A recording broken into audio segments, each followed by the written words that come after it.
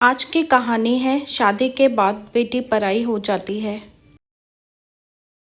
वो आज भी रोज शाम को मेरे स्टॉप पर जाते हैं और मेरा वेट करते हैं, जहाँ से मैं और वो रोज शाम को एक साथ घर जाते थे। मेरी शादी अनुपम के साथ बंगाली रीति रिवाज से हुई थी और मेरे ससुराल वालों ने मेरा मान रखते हुए मुझे अपनी पसंद की ड्रेस पहनने की इजाज़त दे दी और मैं बहुत खुश थी यह सोचकर कि मेरे ख़ास दिन पर मुझे अपने मन की करने का मौका मिला।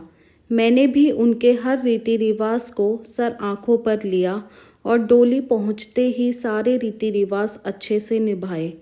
एक दिन मैं अपने मायके गई हुई थी तो देखा कि पापा दिन ब दिन कमज़ोर होते जा रहे हैं और कुछ सोच में डूबे रहते हैं। तो मैंने माँ से पूछा और माँ ने कहा, पता नहीं, जब से तेरी शादी हुई है कुछ खोए खोए से रहते हैं।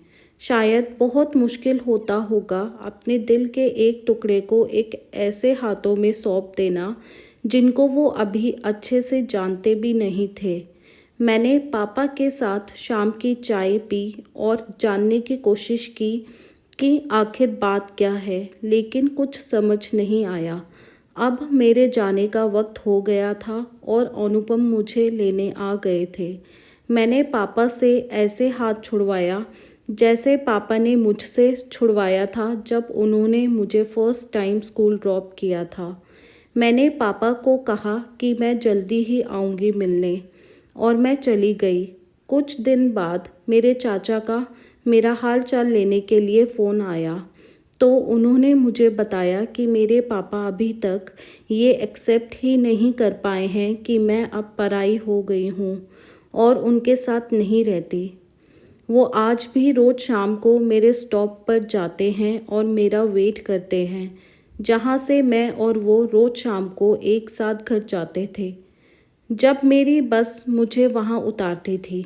यह सुनते ही मुझे समझ आ गया कि वो ऐसे क्यों हो गए हैं।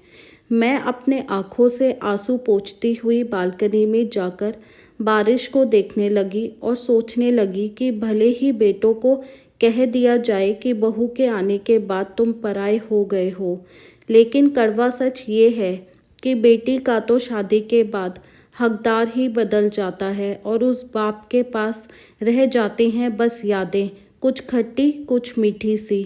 अगर ये कहानी पसंद आई है तो लाइक शेयर सब्सक्राइब करें और इस कहानी को लेकर आपकी क्या राय है हमें कमेंट सेक्शन में लिख